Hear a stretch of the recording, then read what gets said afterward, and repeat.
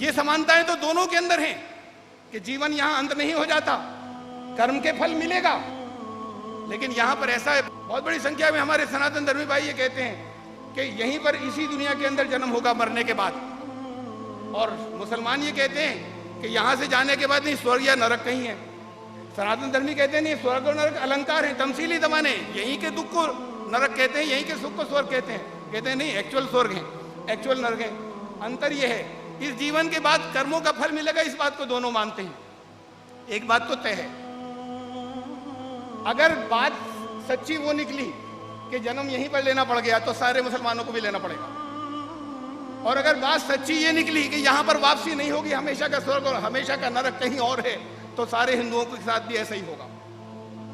तो एक ऐसा नहीं है कि जो ये मानता है उसके साथ उसको यहां पर जन्म दे दिया जाए, जो जन्म को मानता है, जो जन्म को नहीं मानता उसके लिए हमेशा का स्वर्ग हमेशा का नरक हो जाए। वो ना तो सबके साथ में एक ही है। इसलिए हम ऐसा क्यों नहीं करें, हमसे संबंधित बात है, हम पता लगा लें, मालूम कर लें, इसको हम यकीनी बना लें कि क्या है सच्चाई, बजाय इसके कि क्या हर्ज है, कुछ भी होगा कर्मों का फल मिलेगा। अगर ऐसा हो गया कि कभी वापसी नहीं हुई, हमेशा के नरक में फंस गए, तो फिर बड़े नुकसान की बात होगी। इसलिए पता अभी चला लें। यहां पर मैं सिर्फ एक बात रखना चाहता हूं, यहां पर अपने सनातन धर्मी भाइयों से कहना चाहता हूं, हिंदू भाइयों से बहुत अदब से, जितने लोग दुनिया से जाते हैं, यहां जितने हिंदू भाई दुनिया से जाते हैं, उनके अंतिम संस्कार के वक्त, उससे पहले उनके ऊपर उनकी आत्मा की शांति के लिए कुछ पाठ करने के लिए आते हैं ब्राह्मण। वो आत्मा की शांति के लिए कुछ पाठ करते हैं और चले जाते हैं। उनको फीस भी दी जाती है। फीस तो आजकल सारे धर्म के लोग लेते हैं। कहीं धर्म की बात बताने जाएं तो फीस तो अपनी लेते ही लेते हैं, वो चाहे मुसलमानों में हो और चाहे वो हिंदुओं के अंदर हो। तो वो आते हैं आत्मा की शांति के लिए, अपनी फीस लेकर चले जाते हैं। वो कहते हैं आत्मा की शांति हो गई। आम लोगों को, आम हिंदुओं को याद नहीं है कि उन्होंने पाठ क्या किया था जिससे आत्मा की शांति हो गई। जब उन्होंने हम बताते हैं कि क्या किया था तो सब कहते हैं हाँ बिल्कुल ठीक कह रहे हैं, गरुड़ पुराण का पाठ करते हैं। जब उन्हें याद दिलाते हैं कि गरुड़ पुराण का पाठ किया था तो कहते हैं हाँ गरुड़ पुराण का पाठ करते हैं। अब इतनी बात हो गई, गरुड़ पुराण में क्या किया था वो तो उन्होंने संस्कृत में किया था, ये नहीं मालूम वहां के लोगों को। मैं आपको बताता हूं चंद जुमलों के अंदर के गरुड़ पुराण में क्या है। 2 भाग हैं उसके। सबसे पहले आत्मा को संबोधन होता है, वो जो पाठ करते हैं, हे आत्मा, अगर तूने यहाँ पर बुरे कर्म किए थे, अब बड़ी लंबी डिटेल है, अमुक ये फला फला अमुक अमुक ये बुरे कर्म किए थे, तो अब यम के दूत तुझे लेने आ गए हैं, मौत के फरिश्ते।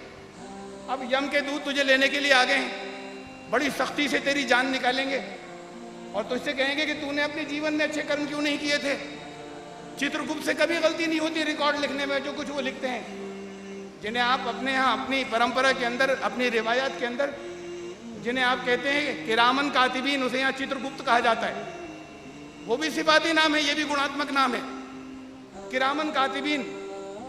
वो जो बहुत बुजुर्ग हैं और रिकॉर्डर्स हैं, कातिब कहते हैं रिकॉर्डर को, और चित्रगुप्त, चित्र कहते हैं तस्वीर, फोटो चल रहे हैं यहाँ पर ले जा रहे हैं, गुप्त खुफिया, वो कहते हैं कभी भी चित्रगुप्त से गलती नहीं होती सारे रिकॉर्ड में। तूने अपने जीवन के अंदर अच्छे कर्म क्यों नहीं किए थे। उसके बाद लेकर जाते हैं रास्ते में, जिसे आप आलम बरज़ख कहते हैं, उसकी तकलीफों का बयान है। और फिर वहां पर वैतरणी नदी को पार करना होता है, उसमें खौलता हुआ पानी होता है, उसे क्रॉस करने के बाद फिर नरक में जाते हैं। वहां पे नरक के अंदर क्या क्या प्रकोप और क्या क्या यातनाएं और क्या क्या अजाब है, वो ऐसी है जैसे आपके कुरान और हदीस के अंदर जो तफसीलात है। अब आधा हो गया, अब फिर शुरू होता है कि हे आत्मा, अगर तूने अच्छे काम किए थे, कौन कौन से, तफसीलात है बहुत लंबी। तो अब यम के दूत आए हैं, तुझे कैसे रहमत के साथ में तेरी जान, तेरे प्राण लेंगे, रास्ते में तुझे क्या क्या आनंद और सुख प्राप्त होंगे, और फिर स्वर्ग में ले जाने के बाद क्या क्या आनंद, उसकी बहुत लंबी तफसीलात है, वो ऐसी हैं जैसी कुरान और हदीस में। मैं एक बात यहाँ कहना चाहता हूँ, दुनिया की मैं पूरी दिल की गहराइयों से कह रहा हूँ, दुनिया की सबसे इंटेलिजेंट, सबसे ज़हीन कौम है हमारे हिंदुस्तानी कौम, और इनके साथ 2 बहुत बड़े फ्रॉड हो रहे हैं, बहुत बड़े फ्रॉड सबके साथ में।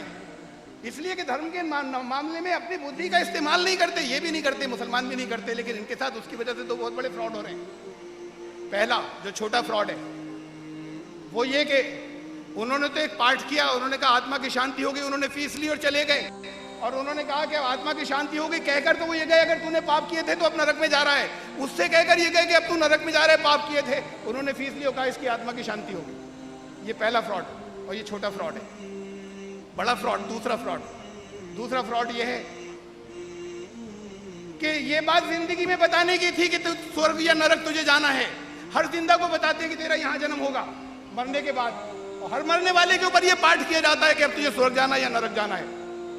परलोक, पर यहीं के उसको नहीं कहते, दूसरा लोक है, दूसरा जहान है, आखिरा। परलोक इसे नहीं कहते यहीं के दुख सुख को, दूसरा जहान। तो वहां पर यह है कि वहां तुम्हें ये सबको बताया जा रहा है। ये तो जिंदों को बताने की बात थी जो अब मौजूद है कि यहां पर तुम्हारा जन्म नहीं, तुम्हारी हमेशा की दुनिया है यहां से जाने के बाद। असल में आखिरत का अकीदा भी एक है।